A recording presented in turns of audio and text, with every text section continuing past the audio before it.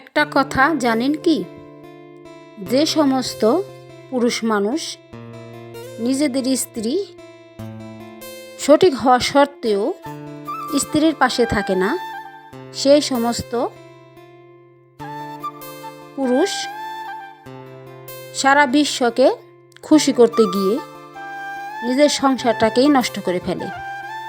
কারণ এই সব সংসারে কোনো নারী বেশি দিন টিকতে পারে না। আসসালামু আলাইকুম, আমি সাথে আক্তার দোহার থেকে বলছি। সাথে আক্তার চ্যানেল থেকে আপনাদের সবাইকে স্বাগতম।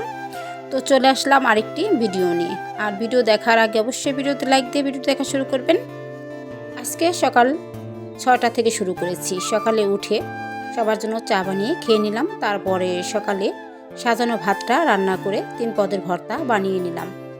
তো সবাই খেয়ে এখন সংসারের কাজে চলে আসলাম। তো এখন ভাবছি যে দুপুরে বাজারটা চলে আসছে, তাই কলাগুলো একটু গুছিয়ে নিলাম। তো কলাগুলো গুছানোর মধ্যে ভাবলাম যে একটা কলা খেয়ে নিই, তারপর সংসারের কাজে করব। তো কলা খেয়ে আমি দেখলাম দুপুরে মাছের বাজার। তো অনেক তাজা তাজা মাছ নিয়ে আসছে, ট্যাংরা মাছ, তেলাপিয়া মাছ আর পাবদা মাছ। আর এদিকে খাসির কলিজা নিয়ে আসছে।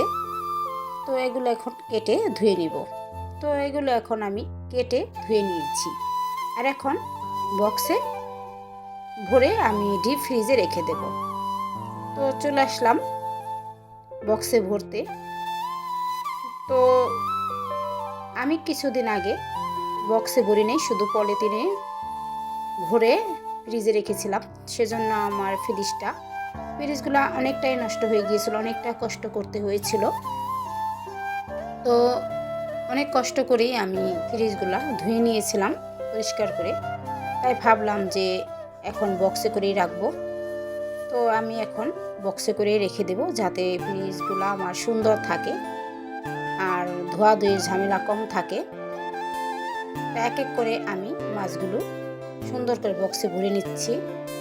আর আমি এখানে 8-10টা মাছ পিসের মতো রেখে দিচ্ছি, যেহেতু আমার বাসায় লোকজন বেশি। তো সেইগুলো হিসাব করে আমি মাছগুলো রেখে দিচ্ছি। তো এ পর্যন্ত যারা আসছেন হয়তো আমার ভিডিও দেখতে দেখতে ভিডিওতে লাইক দিতে ভুলে গেছেন। তো প্লিজ আপু ও ভাইয়ারা ভিডিওতে একটি লাইক দিবেন। আপনাদের লাইক আমার ভিডিও একে অন্যের কাছে চলে যাবে। আর ভিডিও দেখে একটা সুন্দর কমেন্টস করবেন। আপনাদের কমেন্ট দেখে আমি আপনাদের ভিডিও দেখতে চলে যাব আপনাদের চ্যানেলে। আর আপনাদের কমেন্টস পড়তে আমার অনেক ভালো লাগে। আপনাদের কমেন্টস পড়লে আমার ভিডিও করতে উৎসাহ লাগে। আর আমার ভিডিও দেখতে দেখতে যদি বেশি ভালো লেগে যায়, চ্যানেলটি সাবস্ক্রাইব করে রাখবেন। যখন আমি ভিডিও ছাড়বো তখন আপনারা সময় সুযোগ করে দেখে নেবেন। আর এদিকে আমি আজকে ট্যাংরা মাছ রান্না করব সবজি দিয়ে। আর এখানে যে খাসির কলিজা গিলা আছে সেগুলো রান্না করব আমার বড় ছেলের জন্য আর আমার শ্বশুর বাবার জন্য রান্না করব। তাই একটু সমান করে রেখে দিলাম, আর একটু বেশি করে আজকে রান্না করব। তো ওগুলো রান্না করব। তো এর সাইডে রেখেছি বিলার জন্য, মানে বিড়ালের জন্য মাছ। যেহেতু তেলাপিয়া মাছটা কেটেছিলাম, তো তেলাপিয়ার পেটের মাছটা রেখে দিলাম বিড়ালের জন্য সেদ্ধ করে দেব। আর এদিকে বক্সগুলো দেখুন, অনেকগুলো বক্স আমি সুন্দর করে ভরে নিয়েছি মাছ দিয়ে। তো এগুলো এখন ফ্রিজে রেখে দিচ্ছি। ফ্রিজটা আমার ময়লা হবে না, দেখতেই পাচ্ছেন। তো মাছগুলো সুন্দর করে আমি ফ্রিজে রেখে দিলাম গুছিয়ে। এখন বাজারগুলো দেখিয়ে দিচ্ছি। এখানে অনেকগুলা আলু নিয়ে আসছে, আর পাট শাক নিয়ে আসছে, আর পেঁপে নিয়ে আসছে, সেগুলো গুছিয়ে নিলাম। আর এদিকে রাত্রে ডিম নিয়ে আসছিলো, সেগুলো রাত্রে ধুয়ে দিয়েছিলাম, এখন শুকিয়ে গেছে। তো ভাবছি যখন রান্না করতে যাব তো বসে বসে ডিমগুলো আগে সুন্দর করে বক্সে ভরে ফ্রিজে রেখে দেব। তার জন্য আমি বক্সে ডিমগুলো এক এক করে বক্সে ভরে নিচ্ছি। আর বাকিগুলা খেয়ে নিয়েছিলাম সিদ্ধ করে। দেখতে পাচ্ছেন সুন্দর করে আমি বক্সে ভরে নিলাম। এখন ফ্রিজে রেখে দেব।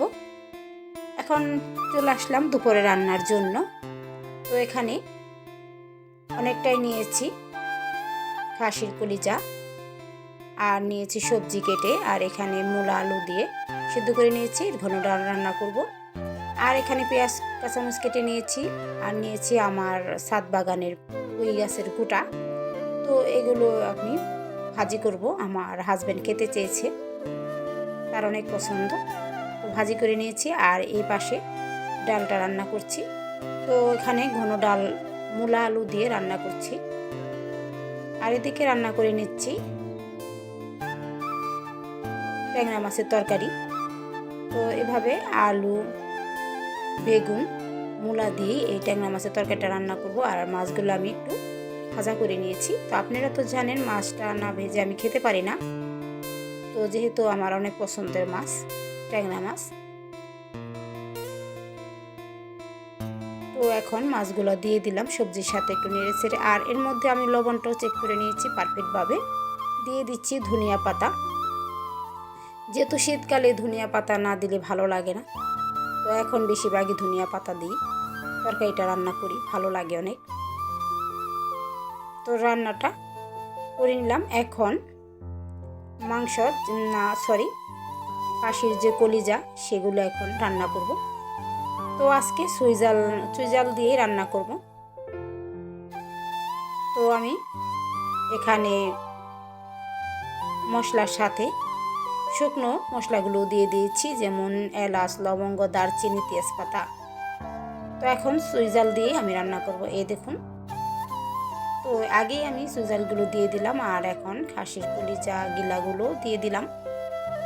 তো আজকে কোনো আলু দেব না, শুধু ভুনা ভুনা করব। তো কালারটা কেমন আসছে, মাশাআল্লাহ অনেক সুন্দর কালার আসছে, ভালোই হয়েছে।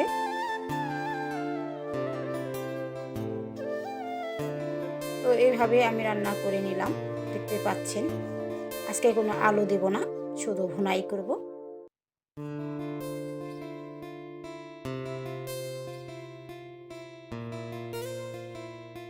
যদি ভালো লাগে অবশ্যই চ্যানেলটি সাবস্ক্রাইব করে দিবেন। আমার সাবস্ক্রাইব বাড়ছে না, তো 3টা কমে গেছে অলরেডি, এরকম আর কি, 3টা 5টা চলে যায়, আবার হয়। তো রান্নাটা হয়ে গেছে। তো ফাইনাল লুকটা দেখিয়ে দিচ্ছি কী কী রান্না করেছি, কেমন হয়েছে। এখানে পুঁই গাছের যে গোটা হয়েছে সেটা রান্না করে নিয়েছি ভাজি করে। আর এখানে তো সালাদ বানিয়ে নিয়েছি, পেঁয়াজ কুচি, কাঁচামরিচ কুচি, ধনিয়া পাতা কুচি, আর শসা কুচি। আর এখানে ট্যাংরা মাছের তরকারিটা রান্না করেছি, আর খাসির কলিজা রান্না করে নিলাম। আর এখানে ঘন ডাল মূলা আলু দিয়ে রান্না করেছি। খুব লোভনীয় হয়েছে, তাই না? মাছের তরকারি, মাংসের তরকারিটা যদি ভালো লাগে অবশ্যই সুন্দর একটা কমেন্টস করবেন সবাই।